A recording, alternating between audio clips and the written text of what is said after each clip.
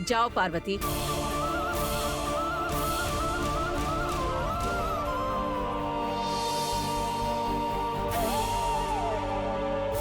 पार्वती जाओ।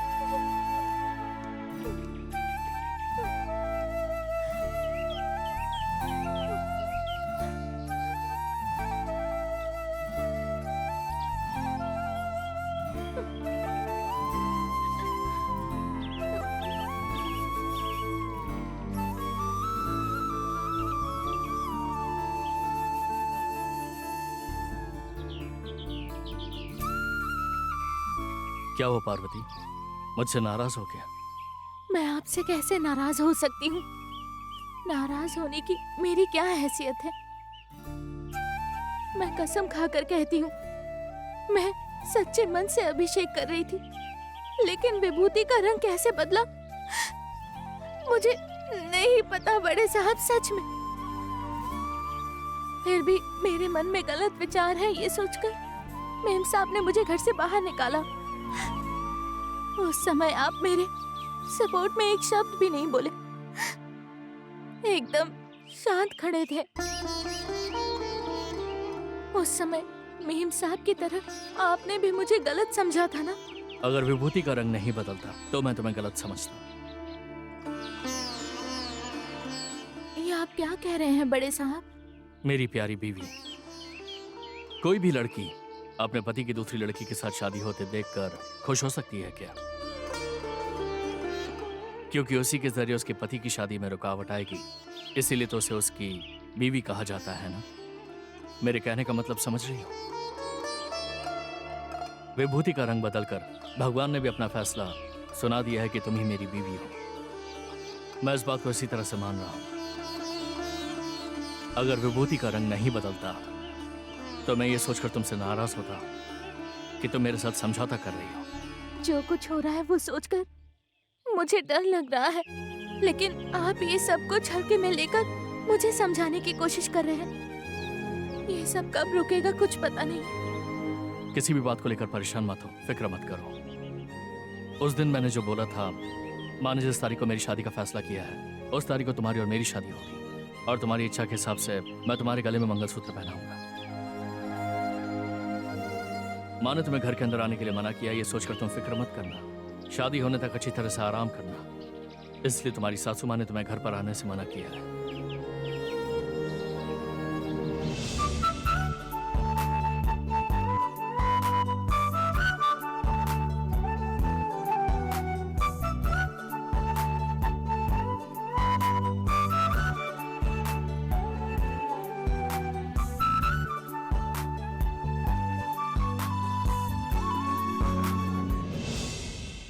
इसी तरह मुस्कुराती रहना, बिल्कुल उस फूल की तरह। ठीक है, चलो जाते हैं।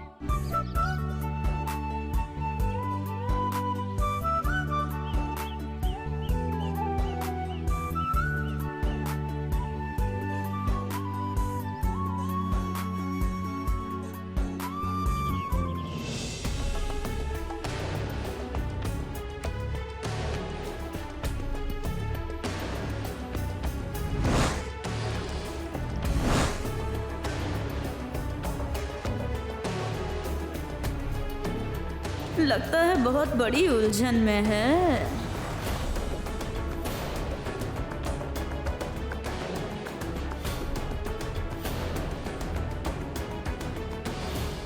हाँ, दीदी, मैं जब भी पार्वती के बारे में आपसे कुछ बोलने के लिए आती थी तो आपको लगता था कि मैं आपको भड़काने के लिए ऐसा कह रही हूँ, है ना दीदी? और आप हमेशा मुझे ही डांटती थी। और अभी आपको खुद ही पता चल गया ना।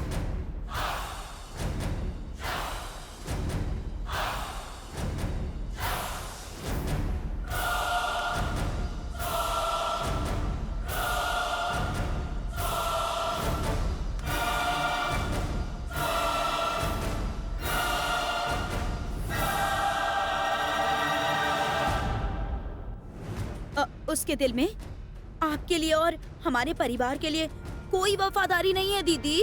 वो सब एक नाटक है।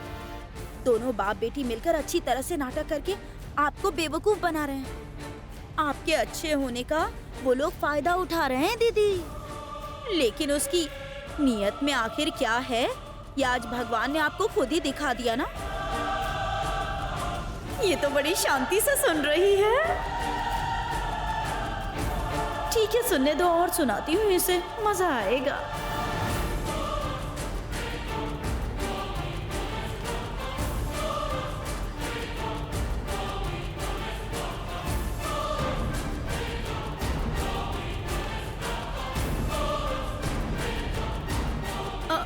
मेरी तरह जो लोग बड़बड़ करते रहते हैं उनके दिल में कोई खोट नहीं होता दीदी, क्योंकि जो मन में होता है वही मुंह पे होता है। लेकिन पार्वती जैसी लड़की जो हमेशा शांत रहती है, उसके मन में कितना खोट है आपने देख लिया ना। ये लोग ऐसे ही होते हैं।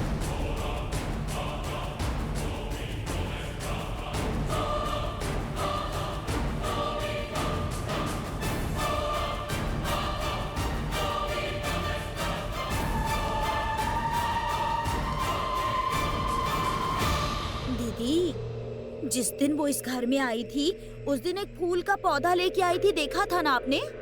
और आज वो आपको 100 करोड़ उधार दे सकती है, इतनी बड़ी हो गई। हाँ, सोचिए कितनी चालाक लड़की होगी वो।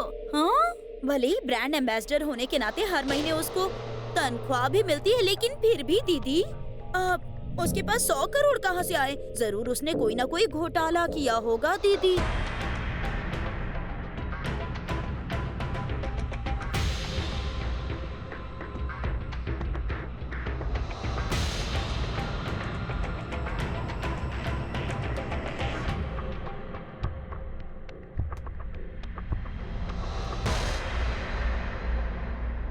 भले ही आप मुझे मारिए या फिर गाली दीजिए, लेकिन मैं इस घर की बहू हूँ ना।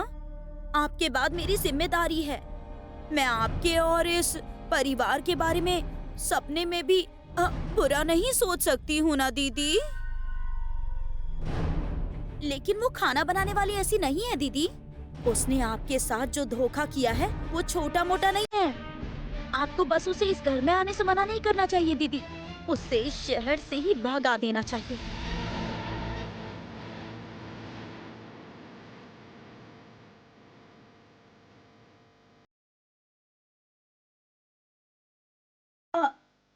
दीदी, उस खाना बनाने वाली ने आपके पीठ पीछे जो कुछ किया है वो मामूली बात नहीं है।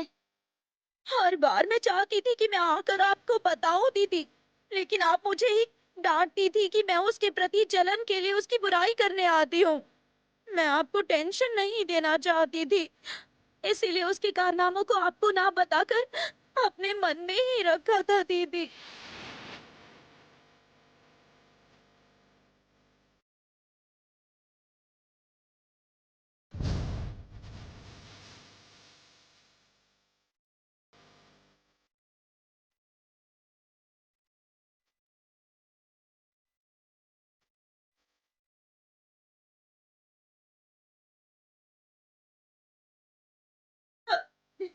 वो खाना बनाने वाली लेटर लेकर और चेन उतार कर शरीफ लड़की की तरह इस घर को छोड़कर चली गई थी ना, और उसमें लिखा था कि मुझे ढूंढने की कोशिश मत करना। लेकिन आपको पता है कि वो सच में कहाँ गई थी दीदी?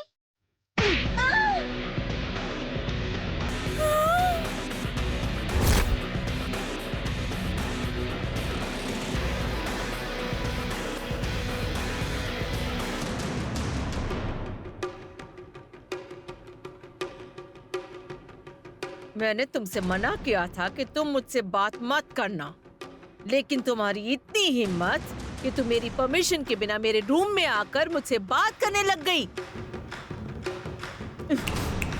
अभी आई पार्वती के बारे में मुझे अच्छी तरह पता है, लेकिन तुम जो पिछले 25 सालों से इस घर के अंदर रह रही हो, तुम्हें भी अच्छे से जानती हूँ। मौका देखकर यहाँ आकर पार्वती के बारे में ऐसी वैसी बातें करके जहर घोलने की कोशिश कर रही हो। ए, मुझे अपने जैसी बेवकूफ मत समझना।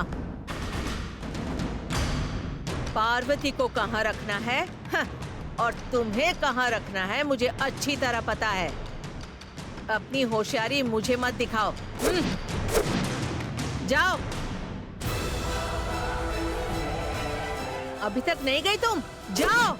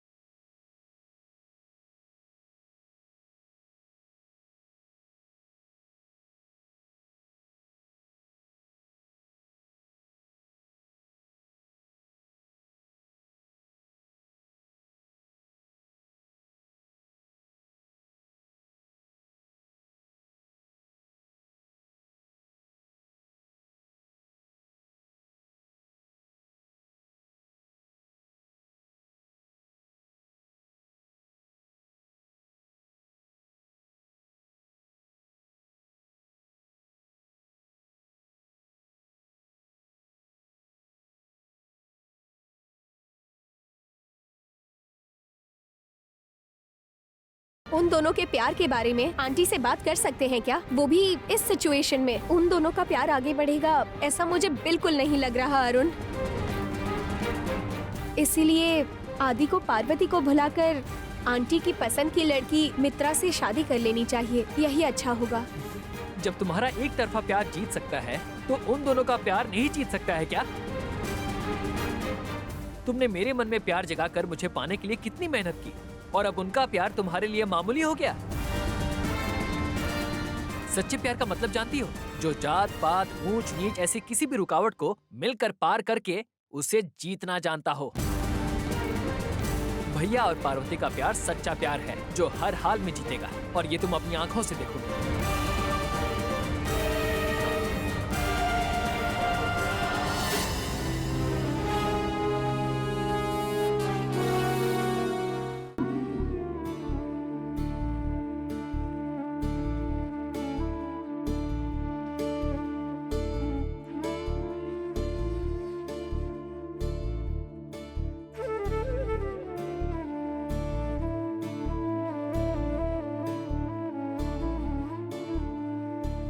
बड़े मालिक ने तुमसे वादा किया है, फिर भी तुम चिंता कर रही हो दीदी। उन्होंने तुमसे जो वादा किया है वो उसे जरूर पूरा करेंगे। तुम उन पर भरोसा रखो और इतनी चिंता मत करो दीदी। थोड़ा हिम्मत से काम लो।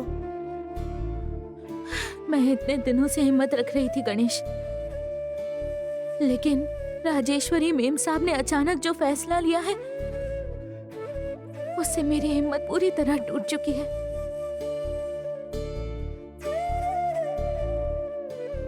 मेरी वजह से मेम साहब और बड़े साहब के बीच दरार नहीं आनी चाहिए गणेश। ऐसा कुछ नहीं होगा दीदी।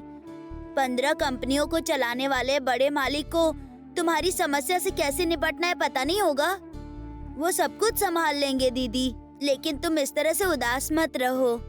पिताजी ने देखा तो उन्हें शक हो जाएगा और फिर वो सवाल पूछना शुरू कर देंगे। मेम साहब का फैसला भगवान के फैसले से कम नहीं है। उसे कोई भी नहीं टाल सकता है गणेश। ये सोचकर बहुत डर लग रहा है। पार्वती, दीदी, पार्वती, जो कुछ भी हुआ मैंने सब सुन लिया। जब तक बड़े मालिक की शादी नहीं हो जाती तब तक तुम्हें घर के अंदर आने से मना कर दिया गया। हर बार जब भी घर पे कोई बड़ा कार्यक्रम होता है तो तुम्हारी वजह से कोई परेशानी खड़ी हो जाती है। बड़े मालिक की शादी में कोई रुकावट ना आए ये सोचकर पहले से ही मेरा दिल बहुत घबरा रहा था, लेकिन शुरुआत में ही हो गया। आखिर कब तक ये सब चलेगा? मैं सच कह रही हूँ पिताजी, इन सब में मेरी कोई गलती नहीं है। मैंने तो साफ मन से पूजा की थी। सबने शिवलिंग पर दूध चढ़ाया तो रंग नहीं बदला, तो तुम्हारे दूध चढ़ाते ही रंग कैसे बदल गया? मतलब आपको ये विश्वास है कि दीदी ने शुभ मन से पूजा नहीं किया? मेरा विश्वास करना या ना करना ये कोई मायने नहीं रखता, लेकिन विश्वास तो मालकिन को होना चाहिए ना। इसीलिए उन्होंने मालिक की शादी होने तक तुम्हारी दीदी को घर के अंदर आने से मना किया है। शुरुआत ही ठीक नहीं है, ये कहाँ जाकर खत्म होगा पता नहीं। इसीलिए अब तुम यहाँ पर मत रहो, कुछ दिन के लिए गांव चली जाओ तो अच्छा होगा। ये आप क्या बोल रहे हैं पिताजी? जब तक बड़े मालिक की शादी नहीं हो जाती तब तक तुम्हारी दीदी मौसी के घर पर रहेंगी। बड़े मालिक की शादी होने के बाद मैं तुम्हें वापस ले आऊंगा। मुझे गाँव जाने के लिए मत कहिए पिताजी। मैं मेम साहब के हुक्म के खिलाफ उनके घर के अंदर नहीं जाऊंगी पिताजी। मेरी वजह से बड़े साहब की शादी में कोई रुकावट नहीं आएगी। मैं यही रहूंगी पिताजी। बिल्कुल नहीं, मुझे ये सब ठीक नहीं लग रहा है। तुम जल्दी से अपना सामान पैक करो, मैं तुम्हें अभी बस में बिठा कर आता हूँ। तुम गांव चली जाओ। पिताजी, मैं तो इस घर से भी बाहर नहीं जाऊंगी, घर के अंदर ही रहूंगी पिताजी। मेरा विश्वास कीजिए, मुझे गांव मत भेजिए पिताजी। हाँ पिताजी, दीदी को गांव मत भेजिए, दीदी को यहीं रहने दीजिए ना। कहा ना ये नहीं हो सकता। हमारी दीदी यहाँ रहेगी तो बड़े मालिक की शादी में कब क्या हो जाए ये सोच सोचकर मैं परेशान होता रहूंगा। पहले भी ये कई बार हो चुका है। कल को अगर कोई ऊंच नीच हो गई तब सारा इल्जाम तो तुम्हारी दीदी पर ही आएगा ना। जब तक मैं तुम्हारी दीदी को गांव नहीं भेज देता मुझे चैन नहीं मिलेगा। तुम अभी तक यहाँ क्यों खड़ी हो? जाओ, जाकर अपने कपड़े पैक करो और जल्दी चलो। नहीं पिताजी, मेरी वजह से कोई समस्या नहीं होगी पिताजी, मैं यहीं पर रहूंगी। इस मामले में तुम कुछ नहीं कहोगी, मैं नहीं सुनने वाला हूँ। तुम बस अपने कपड़े समेटो, जाओ जाओ। सुना नहीं मैंने क्या कहा? तू क्यों?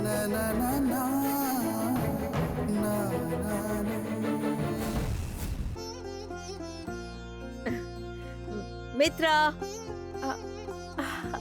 आइए aunty. I'll call you back. Friend का कॉल था आंटी। नई जगह है ना, नए लोग हैं, सब कैसा है यही पूछ रही थी। पर मुझे यहाँ पे बिल्कुल नया नहीं लग रहा है। ऐसा लग रहा है यहाँ पर सब जाने पहचाने लोग हैं। मैंने उसे कितना समझाया पर वो तो समझ ही नहीं रही है आंटी। तुम इतनी जल्दी हमारे परिवार में मिंगल हो जाओगी मैंने सोचा ही नहीं था Mitra. I am so proud of you. अरे हाँ, मैं अभी यहाँ इसलिए आई हूँ क्योंकि हम सब लोग मंदिर जा रहे हैं। तुम भी जल्दी से तैयार हो जाओ।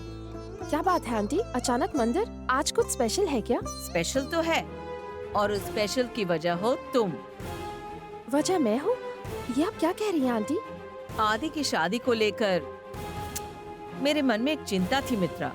ये बाहर किसी को पता नहीं और मैंने भी किसी को दिखाया नहीं। माँ, पता नहीं क्या बात कर रही हैं। हमारे परिवार और आदि के लिए अगर परफेक्ट लड़की जल्दी मिल जाएगी और उसी परफेक्ट लड़की के साथ आदि की शादी तय हो जाएगी तो उसी लड़की के हाथों देवी के मंदिर में 108 नींबू के दिए जलाऊंगी, ऐसी मन्नत मांगी थी। माँ ऐसा क्यों कर रही है?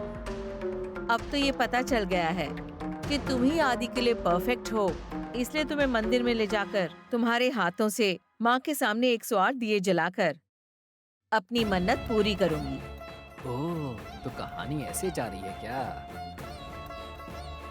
ठीक है आंटी, मैं 5 मिनट में तैयार हो जाती हूँ। गुड, तैयार होकर ओके आ आंटी। जाना। आंटी, क्या बात है मित्रा? मंदिर सिर्फ हम लोग ही जा रहे हैं या फिर वो आदि आ रहा है या नहीं ये पूछ रही हो? आदि तो आएगा ही, साथ में पूरा परिवार भी आएगा। इस मौके का इस्तेमाल करके मैं इस खेल को बिगाड़ दूंगा।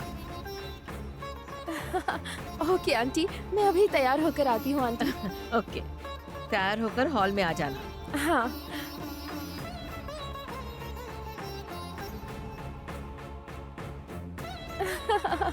यस। जल्दी तैयार हो जाती हूँ।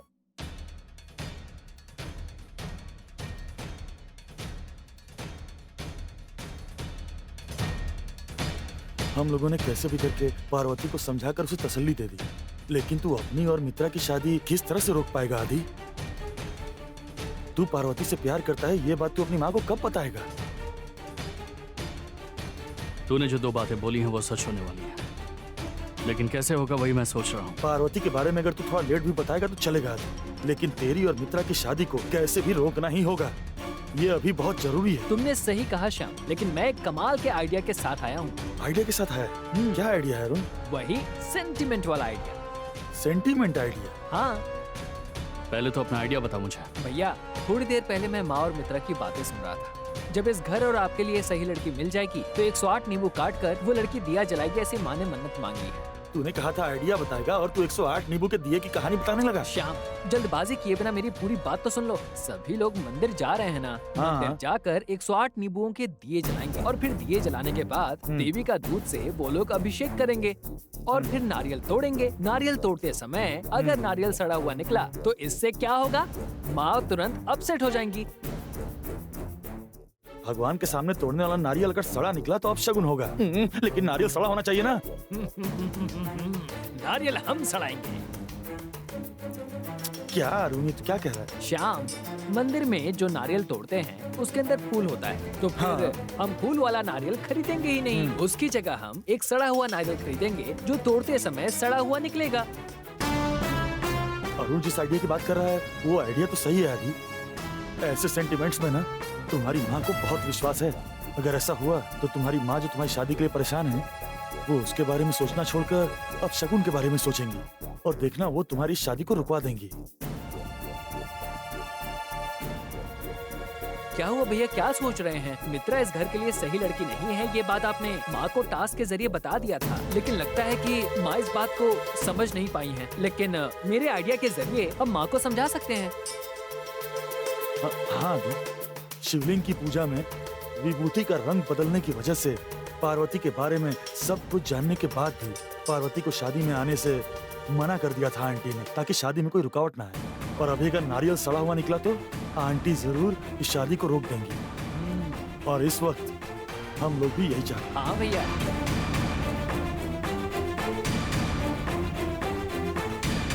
ठीक है, तुम्हें जो समझ में आया वो करो। श्याम, हाँ। तुम्हें एक काम करना होगा। मंदिर के बाहर एक नारियल बेचने वाला हाँ। होगा, उससे अच्छी तरह से बात करके मित्रा जब नारियल खरीदने जाए तो उसे सड़ा नारियल मिले ऐसे इंतजाम करना। हाँ बाकी सब अपने आप हो जाए। ओके डन, मैं देख लूंगा। हाँ।